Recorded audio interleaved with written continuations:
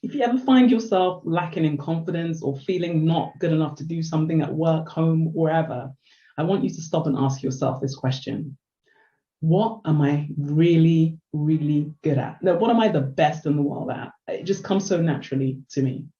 My name is Maxine Winery, and I help professional women reach the next level in their business or in their career without the burnout, stress, guilt, and overwhelm that we can tend to experience when progressing within our careers.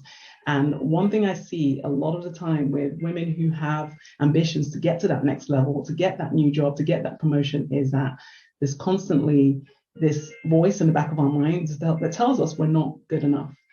Before I went out into business for myself many years ago now, I worked in corporate for nearly 20 years, and that voice was in the back of my mind as well.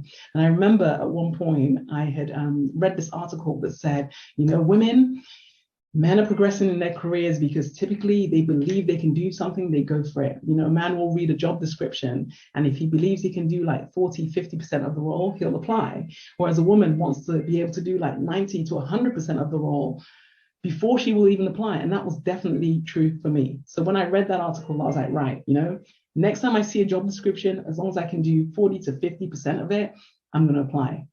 Lo and behold, the time came, I saw a job description, I read it, I'm like, I can probably do like 70-75% of this thing. I'm going to apply. I'm not going to wait to be able to do all of it. I'm going to apply. So I remember applying for the job, and the hiring executive was like, yeah, you're the woman for the job as well. So I was like, it's working. But then I went to the handover, to then, have the role handed over to me from my predecessor, a great guy, and he was explaining all of these things about this is what we do, and, all of these things. And I just remember it was like a week-long handover. And I remember, sitting in the airport ready to fly back after this handover with like my book full of notes, my head pounding with just like this overwhelm-induced headache, thinking, oh my God, I thought I was going to be able to do like 75% of this role. Like, having listened to him for a week, I'll be lucky if I can do 10%. And I'm somebody who's smart. Like, it's not that I'm stupid, I am actually smart. But I just thought, oh my God, how in the world am I going to do this?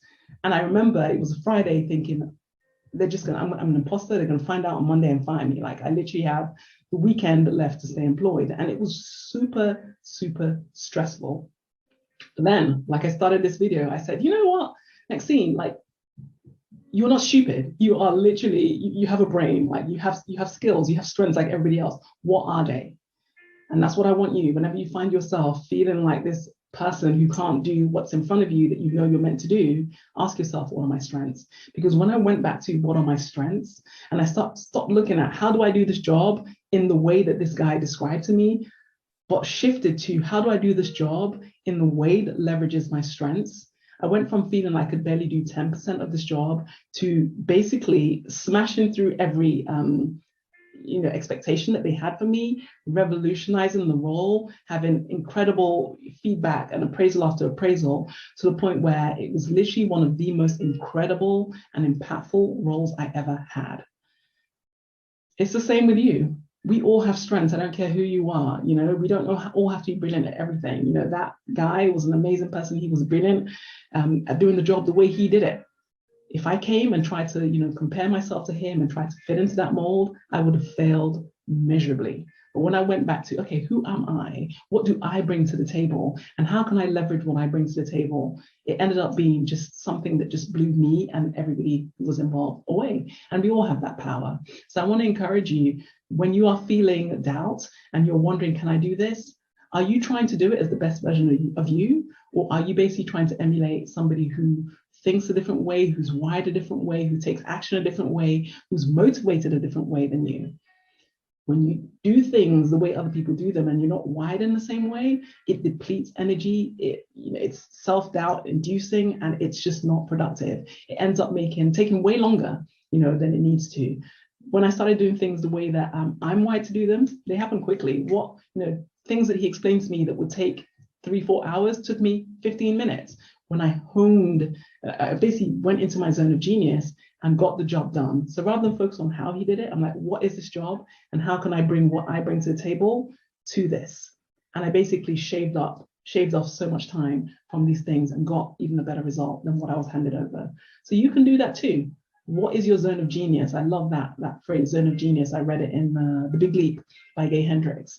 And what is your zone of genius? It is so worth discovering that and using it. And just you wait and see how you get quicker at doing things when you're in your zone of genius. And you can say no to those things that are time and energy drain. And it is so, so powerful.